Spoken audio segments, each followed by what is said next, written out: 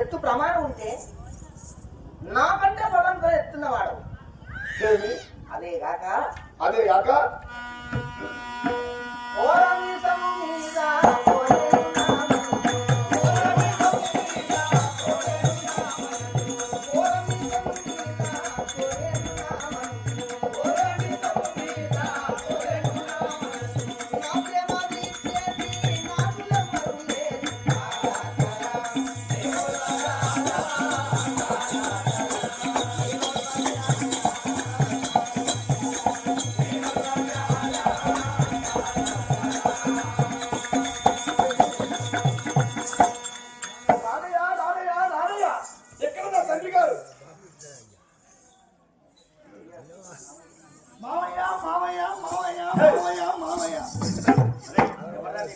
అప్పుడు నిన్ను అంకులని పిలవలే నేను మామ కాదా మామాకి మేము వెళ్ళిపోము. నేను నాన్నయ్య అని పిలిచి ఉన్నారా నేను మామయ్య అని పిలిచిన నీకు ఎలా అవుతారా మీ మామ ఎట్లో ఒక తిరిగి అవుతాడు మామ పిలిచినప్పుడు మామే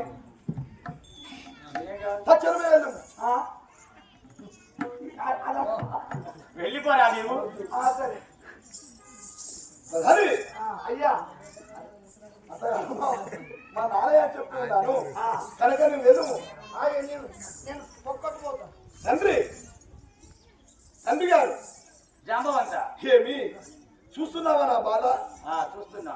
ఏమి తండ్రి అలా నాడు నువ్వు చెల్లెలు పుట్టించి ఉన్నావని చెప్పించండి నా చెల్లెల వద్దకు వెళ్తే అన్నయ్య అని పిలుస్తుంది అనుకున్నాను. కానీ ఏమి అన్న రాని మాటలు విడార్థమైన కూతురు కూస్తున్నది, ఏదో మామంటున్నది బాగుంటున్నది, ఏదేదో మాటలు మాట్లాడుతుంది తండ్రి గారు. జాంబవంత ఏమి ప్రథమంగా ఏమి చెప్పాను, ఆడది పుడితే అకలంకము కలుగును కష్టం వచ్చునని చెప్పాను.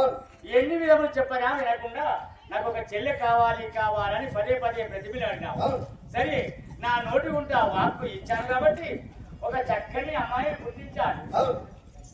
ఆ అమ్మాయిని పుట్టిస్తే మరి నీ ముందుకు వచ్చి నేను మోహమద్దులో అమ్మాయి ముందుకు పోయి నన్ను ప్రేమించమని బాధ పెట్టాను.